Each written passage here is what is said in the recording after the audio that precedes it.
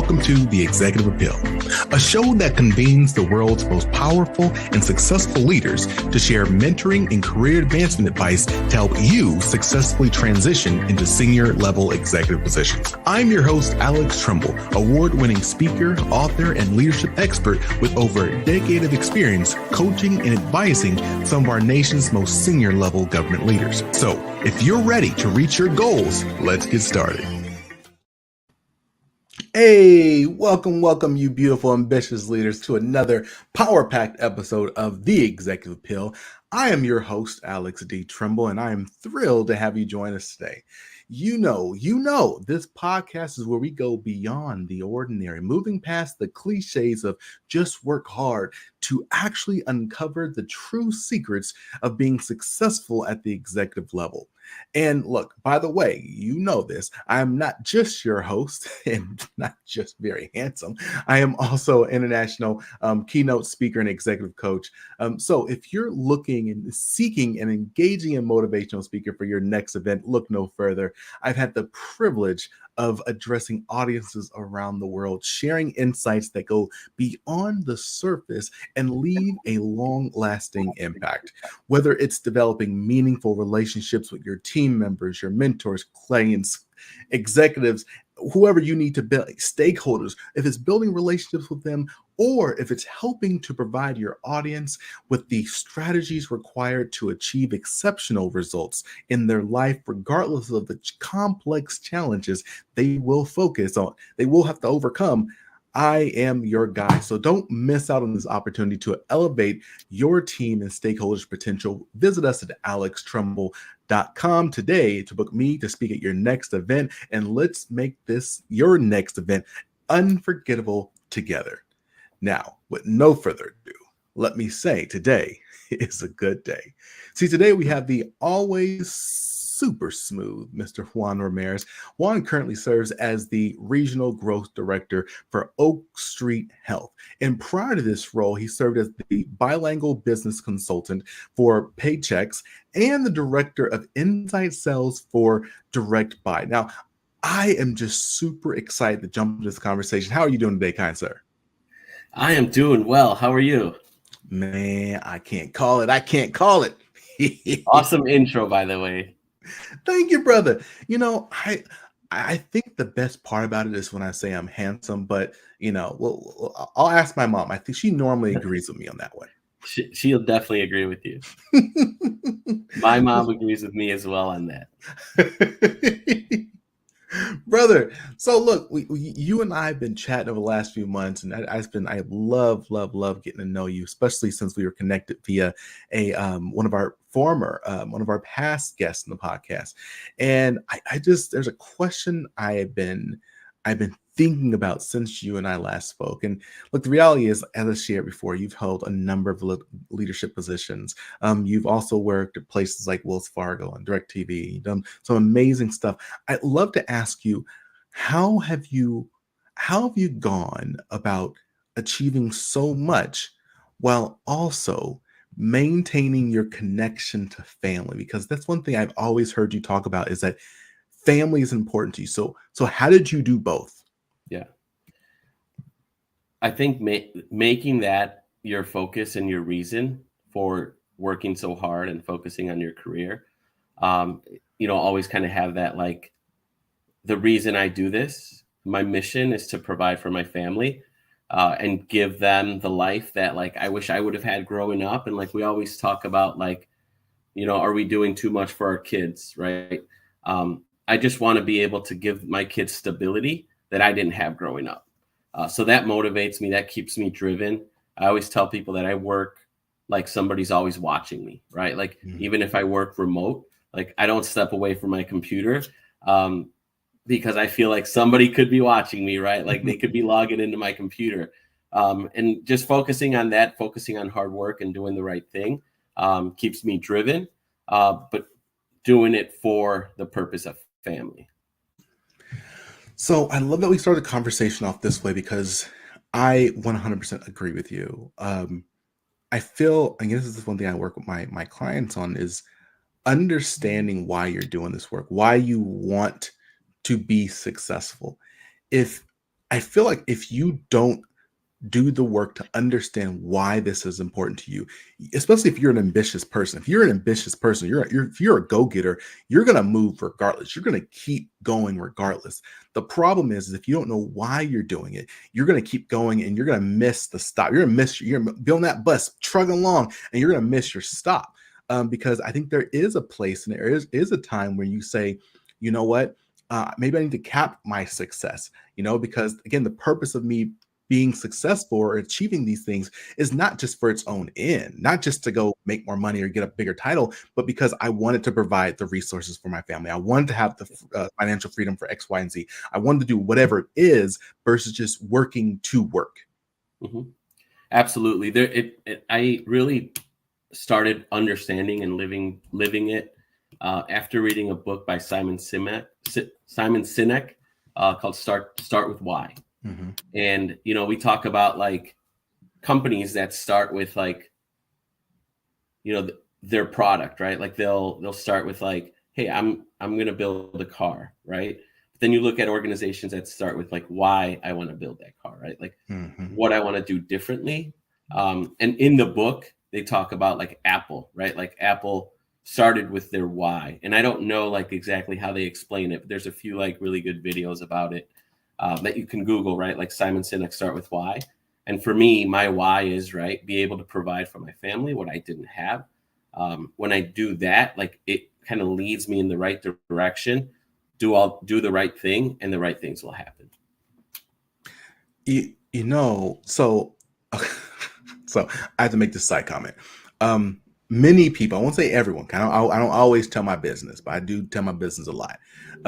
Many people who've been in trainings with me have know I have a beef with Simon Sinek.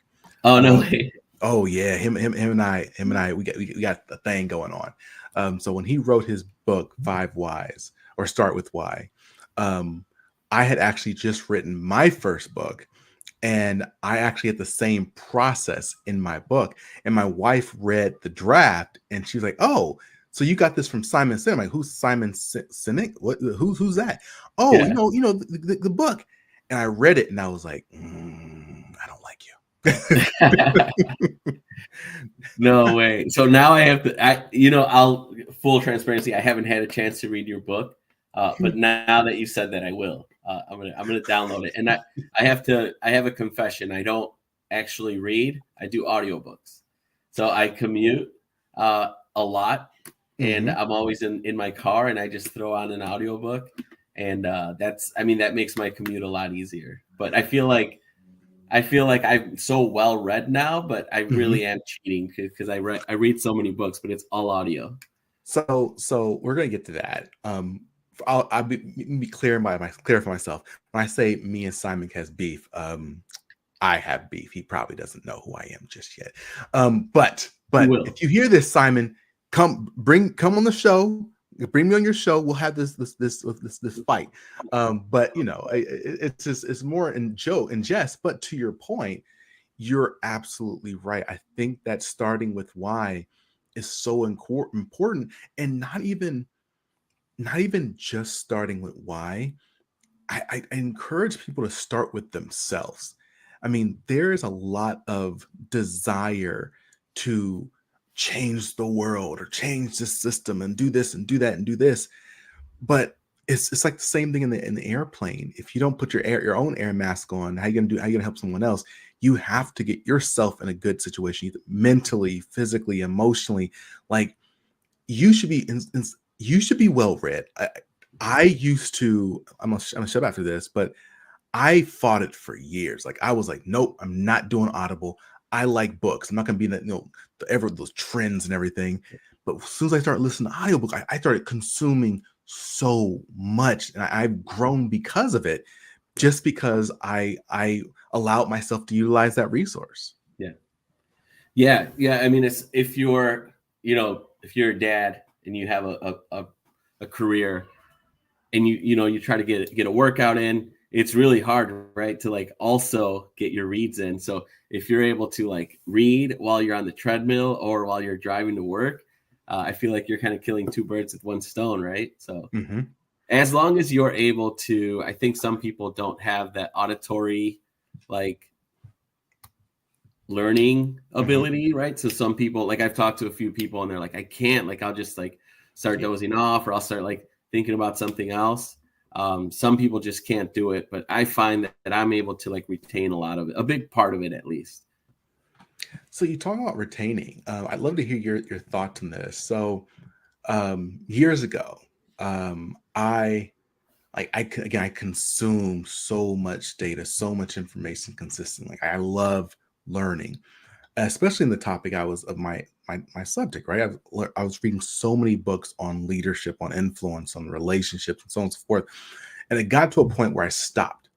I stopped reading because I stopped going to conferences because I was frustrated.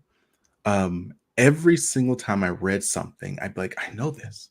I go to a conference, I know this. I already know that. Like, man, now I'm wasting my time. Let me just, I guess I know everything. Let me just push out into the world. It wasn't until I was speaking to this guy. He was a chief learning officer at one of the agencies I worked for. Him and I were just sitting down, and he shared with me. He said, Alex, obviously you don't know everything, but once you've done so much work, once you've done so much learning in a particular sector, industry, whatever it may be, you do tend to learn a lot and know a lot. And so your expectations of those books and those conferences should change, just if you have changed. And he said, as long as you walk away with 3 learnings, 3 points from that book, or 3 points from that talk, whatever it may be, you have made progress and you've grown. And that's changed my world. How about you? How much do you consume? How much do you remember? What are your thoughts on that?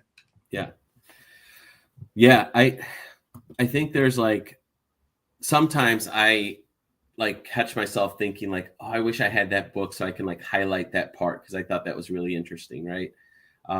So a lot of times like I'll go back and like I'll do like a voice note if there's a quote I really liked. Like there's one called Happiness Advantage. I don't know if you've read that yet, but it's a great read. But there's a lot of, it talks about how to use that advantage in corporate setting, right? And how to like help your team and motivate your team in a really positive way. And there were so many things from the book that I wanted to like go back and take away. But so I actually bought the paper copy and I went in and I started highlighting some of those things. So there are like kind of benefits to the audiobook, but there's also like the cons where you have to go back. There was also another like parenting book I read, that same thing. Like I had to go back, order the book, and then highlight some of the things that I wanted to like start changing and implementing and things like that. So, I think to your point, like you can retain a lot of like the kind of like the growth and the learning. I feel like if you're like focused on like, I want to better myself, like I'll read a couple self-help books, things like that. Like those things can help. But if you want to start like implementing things from those books, it's probably good to have that like writing, and then, have like somewhere where you like take notes, like a notebook, and a plan of how you're going to implement some of the things that you learned. Yeah. Now that we talked about books, I'm just going to put another one out there that everyone, if you get an opportunity to read, aside from Relationships That Work, that's by Alex Tremble, great author. Another book I read late last year, that was phenomenal, was called My Life with Earth, Wind, and Fire by Maurice White. He was the guy who led the Earth, Wind, and Fire group, very famous group band. And I'll tell you, it was recommended to me by someone who I highly respect. And now, kind of where I am in my life, I don't randomly read too many books. It needs to be recommended to me by someone who I admire, who I trust their judgment, or a book I've read and they're like, oh, you should also read this. Like, I don't normally just read random things nowadays. And so this book was recommended to me by someone I highly respect. And I was very, very impressed with the book because it tells the story about Earth, Wind, and Fire and how it came to be. But it talks about the leadership journey, about how this guy had to lead. He's the CEO of a band. He created an organization. He found innovative ways to make sure his team was always cutting edge with technology and music and sound and everything. And he also talked about the struggles in leading many different personalities, which is leadership, right? Whether it's with a band or in the office, Yeah. that is leadership. And so if I can pose to you, like, how do you go about leading the different personalities that you have to lead? And then at the other side of it, how much how important it is for them to adapt to you. So you're adapting to people, but how important is it for them to adapt to you? Yeah. Yeah, it takes time. I think one of the things I've learned is you have to really take the time to learn and understand your team. And I always say, like, I always call the people that work for me my team members, right? Like I always work with them. They Mhm. don't work for me. I work for them. So every one-on-one, I start with how is your, how are you doing? Like, how was your weekend? And I really want to hear about it, right? Like, because that tells me a lot of things about that person. That tells me if there's something personal that they have going on. Maybe their performance is being affected. That tells me if they're, like happy with what they're doing. So, always start with that personal conversation. And I'm an open book with my team, right? Like I tell them like, oh yeah, we went out for brunch yesterday and, I had a great time and my kids are this. So we always really like know each other and understand each other. And I've had team members that would like confide with me with like really personal stuff, right? And sometimes I have to like separate myself from that and just let them like remind them like, hey, I know that you and I are close, but I just want to remind you like, here's where we are. Mhm. So I start with that, right? Once you know that, you can kind of tell like what is going to motivate people. So Yeah. I'll give you a couple different examples. I have a team member who is one of our highest performing team members, and we're in a group setting, group call, and he just doesn't say anything. He never shares, he never talks, but he goes in the office and he just goes to work, right? So we'll do team outings, right? Like if his team hits target, I'll say, hey, let's all go out to a steak dinner. He doesn't go, Yeah. right? He doesn't care about any of that. But if you have like a small incentive in place where like he can earn, an extra $50 here, Yeah. and he does well, he does very well, but Yeah. that's what motivates him, right? Nothing Mhm. else. Like I can give him an award and say like, great job. And he doesn't care about that, right? All he Mhm. cares about is the financials, Yeah. and his own, private life. And he's very private. And then I have team members who are showered with like money and things that we can do, like whatever we can do. And they just want to hear that they did a good job. Like they just want me to Yeah. send a message out saying like, really good job to this person. And they want to be recognized for it. Right.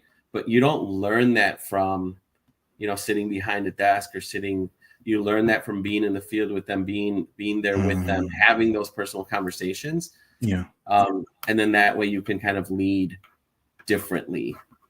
So yeah, if that makes sense. Well, it does make sense, but let me ask you the question, like how does the leader so I just ran to an organization I'm working with, and they have a manager who manages 18 people. Mhm. Um, that's not easy. And Mhm. that means also 18 different personalities. Yeah. Um, how do you do that when you have a large number of people who are reporting to you? Like, how do you spend that? How do you spend the time doing that when you probably have other work you to get done yourself? Yeah. Yeah. Well, you have to remember what's important, right? And remember that they're the ones that are going to affect, like if your team is successful, that makes you successful. You have to Mhm. be able to prioritize the time you're spending with them. So if you have 18 people, I mean, you can probably have, so like I think a total of 16 that report directly to me. So pretty close. Mhm. I have 2 managers that I can kind of like empower to do some of the one-on-ones and then kind of have those conversations. So anytime you can have someone that can be like a team lead Mm. or empower someone that you think has the aspirations to continue growing, and maybe say, hey, I want you work closely with this group of people. I would love for you to be able to update me weekly on what's going on with them. That way I can split my time with the rest of the team, right? So if you have people that want to grow and you can empower them, you're kind of helping yourself, right? Take away from your workload, but you're also helping them feel empowered, giving them that experience into leadership that they want. And I think like if they do a good job, that can kind of tell you like this person, I want to spend more time and develop them into being a good leader. It immediately got me thinking about, coaching, right? You're coaching these leaders and providing them the autonomy. Oh my God, you got me thinking. Sorry. So two things. One, you think we got coaching and developing and delegating work. And I wanted to share one other thought before I keep moving forward. You were talking about how each person is different and unique and has different things they value. I was doing some coaching for a federal organization, one of their senior leaders, and it's a true story. It's just crazy. It's really interesting, I should say. He came to me and he was like, "Look, I'm having real big challenges." I'm like, "What's up, man?" He's like, "Well, I'm an introvert. I don't like hanging out with people. I don't want to hang out with my team. I don't want to hang out with nobody." And I was like, "Okay, cool. We can work with that." He's like, "Yeah, but it's worse than that, actually. My marriage is starting to get a little rocky because my wife is like, you never want to hang out. You never want to go out. You never want to be around our friends." And And I was like, "Okay, well, this is very important, right?" And I think I've discussed this in my book, Relationships at Work. But one of the things we came up with was, I was like, "Dude, like, what do you enjoy doing?" He's like, "Well, I like watching the History Channel." I'm like, "Okay, what else do you enjoy doing?" He's like, I love having a nice scotch." I was like, "So, would you be cool with, people if they came over and watched the History Channel with you and drunk some scotch?" He's like, "Yeah, I'd be great with that." "So why don't you invite people to come over and watch the History Channel and drink some scotch with you?" He's like, "Oh, you can do that? Like, you don't have to go out." I'm like, "Dude, like, you don't have to do anything necessarily." But when again, like you said, everyone has something unique about them. Everyone has something they like, they want, they need. I think understanding that about yourself, then you can educate people how to engage with you. You can say, "Hey, look, I'd love to have you over. I'm going to have some scotch over. We have a good time." Or you could say, "Hey, you know what? I really love financial incentives." Or I really love when people call me out." Or maybe you introduce me to your boss. Like, I think, yes, it is definitely the job of the leader to inquire, to ask those questions, to engage.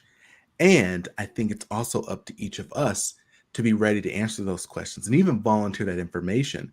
But I think the only way you can do that is if you spend the time to figure out, what does motivate me? What do I want? Yeah. Yeah. And sometimes you have to help people find those intrinsic motivators, right? Like, there's times where you just have to like ask more questions, listen, try to help understand, and again, spend time with them like on an individual level. Like sometimes I just randomly will come into one of my centers and pick a random person out and say, "Hey, let's go to lunch." Right. And I just want to hear about them. Right. A lot of times they'll just complain, or they'll complain about their boss or something like that. But a lot of times, like, you'll really get them to open up, and you'll be able to find things that they can vibe with you on, and you'll get them motivated based on those things that you find. Well, and for all of you who are listening right now, again, you're either in an executive role already, which that's exactly what Juan is talking about. And if you're positioning yourself for an executive position, you want to build those relationships to get there, then I would encourage you to go. If your manager isn't doing this, I don't think that it doesn't immediately make them an a-hole. It doesn't mean they don't care. Maybe they haven't thought about it, right? So maybe you invite them out to lunch so you can learn more about them, and then also have the opportunity to share, what motivates you and so on and so forth. Um, I think it's we have to be willing to take our careers in our own hands. And again, if someone's not engaging us, it doesn't mean they're an a-hole. The reality is all of us are human. We have so much stuff we're dealing with on a daily basis, whether it be our parents or someone being sick or the budget or retirement or our school, our kids' school bill. Like it's so many different things. And again, sometimes we think because someone's not asking about us, they don't care about us, but maybe they just haven't thought about it yet. So let's open the door for them, you know? Yeah. Yeah. A lot of times, thinking back on, we just completed a leadership development course with my organization. And one of the things we talked about is like relationships and how sometimes when you have like a working relationship, you have to have difficult conversations. And, you mentioned like how do I, if I'm listening to this and I'm new in my role or, I would feel uncomfortable going to my leader and saying, hey, I don't think you're doing this enough, right? There's a very tactful way of doing it, but sometimes they need that, right? Like as a leader, we don't know like how we can help you unless you're telling us how we can help you. So have those difficult conversations in a very tactful and respectful manner. And if you're not getting what you need from your leader, you should feel comfortable in saying that, right? And saying, hey, here's what I think I need that will help me in this way, right? Make sure you're not complaining, right? And make sure that if it's something that you need, that you have a solution prepared, right? When you're asking that. But having those difficult conversations is really important in every relationship, right? Like in your marriage, with your friendship, especially at work. I'm at a point now where like when I have my one-on-one with my leader, there's times where I'll just say, hey, I want us to talk about this. I think that, maybe here's a few things that we can change, or, hey, what if we looked at things differently, right? If you're, asking for things a certain way, I've been in this role for a long time. Like, would you be okay if I did it my way, right? In a very respectful way, but I'm having those conversations.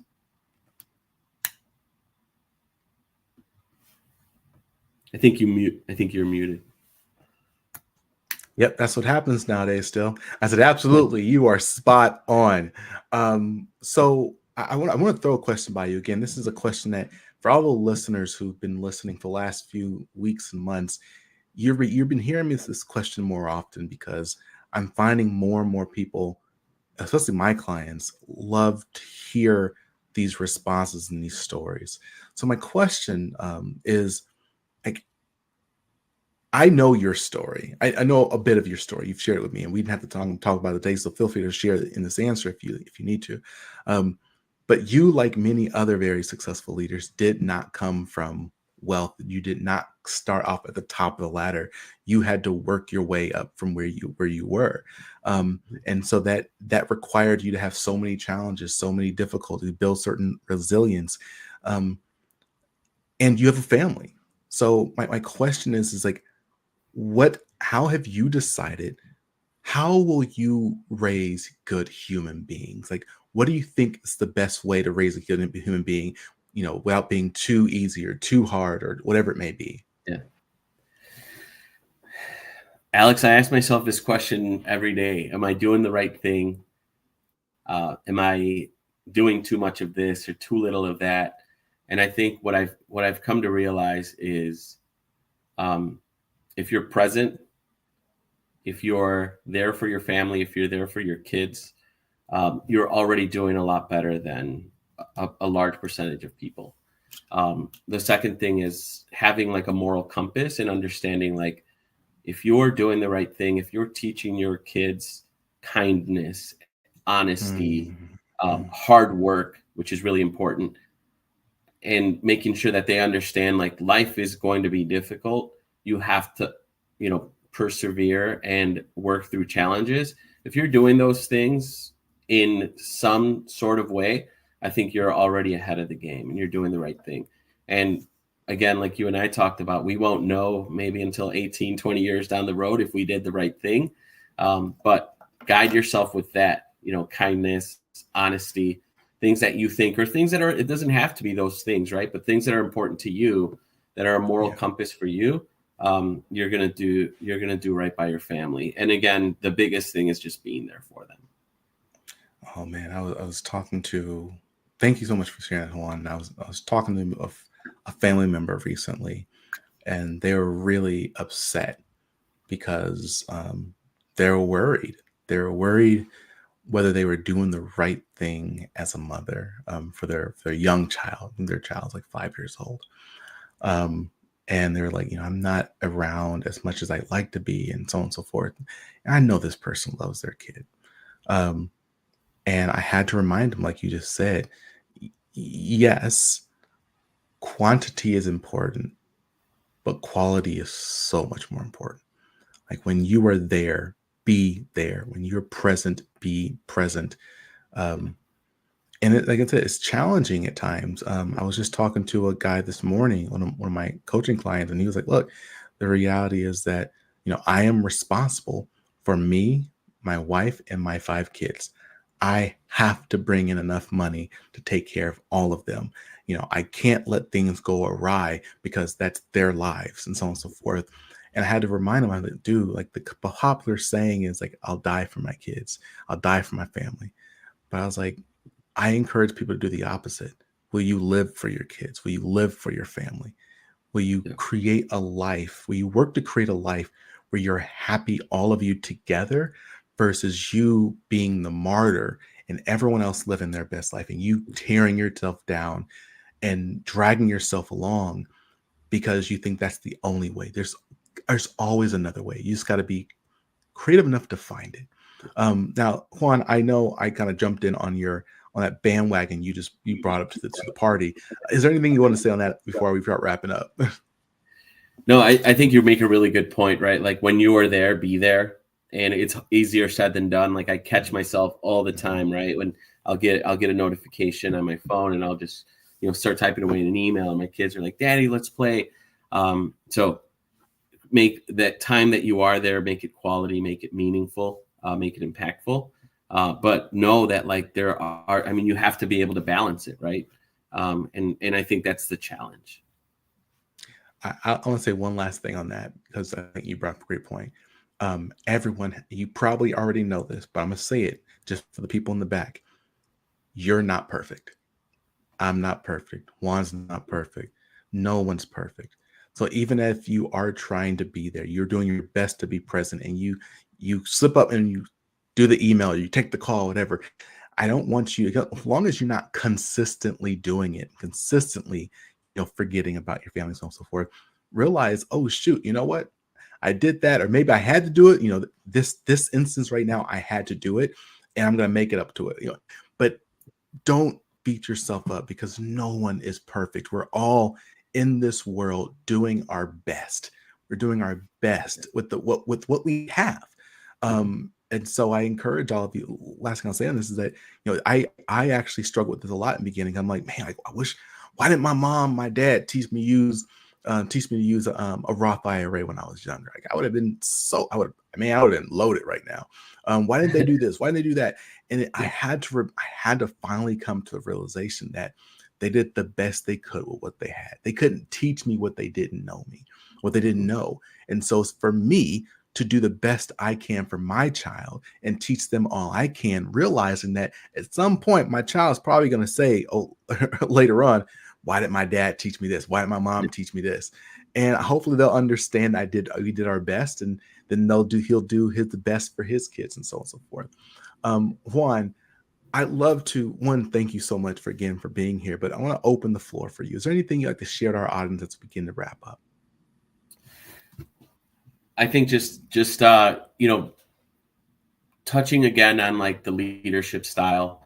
I think a lot of times we go into our first leadership role, and assuming the audience is people looking to move into leadership, or current leaders that are maybe thinking about ways to continue to improve. But just thinking about servant leadership, being a resource for your team. And keep in mind that if your team is successful, that ultimately you're successful. Put away your ego. Put away anything that is going to keep you from being a good leader, and help your team grow. And that's going to take you to the next level. Whether it's in the role you're in or the role you're looking to move into, that's the easy way. And it's just going to help you continue to help people grow. And then you'll grow, as I mentioned, along with them. Preach, brother, preach. Look, everyone, you heard what we were talking about today. We're talking about the leadership. We're talking about family. We're talking about success. We're talking about serving others. We're talking about building relationships. Those things are all important if you want to not only ascend to those higher levels, but if you want to remain in those higher levels. Again, there's a number of books that talk about those individuals who get to those leadership levels, who get to those executive levels, who get to those spaces, and they don't focus on those things, and how their story ends up. It's not always as positive as it could be, because they forgot about those things. They forgot about serving. They forgot about their family. They forgot about caring for other people. They forgot about relationships. So I encourage you all, don't forget about those things. Look, read the book, Relationships That Work. You can find it on Amazon right now. That's my most recent book. I walk you through how to build very intentional relationships and meaningful relationships with your staff, your clients, and so on and so forth. As everyone, you know where I'm going with this. Don't look back, reach back. If you found anything of value from today's session, which I'm positive that you did, don't just keep it to yourself. Bring it to someone else who could also benefit, to a friend, a colleague, a family member, a mentee, a mentor. Share this episode. Click the like, click the subscribe, comment. Ask questions. Where could we have been? What questions do you have of Juan? Because every time you engage and interact with this content, more and more people get to see it. That means more and more people get to benefit, and their lives gets impacted by this. So don't just look back, reach back, bring someone else to the table. And as always, I encourage you, stay strong, stay positive, and definitely stay moving. See ya.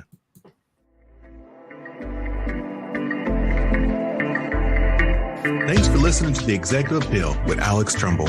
I invite you to follow The Executive Appeal wherever you listen to podcasts. Follow me, your host, Alex Tremble, across all socials or via email for exclusive webinars, courses, and speaking engagements on continued topics of executive leadership. So until next time, stay strong, stay positive, and definitely stay moving.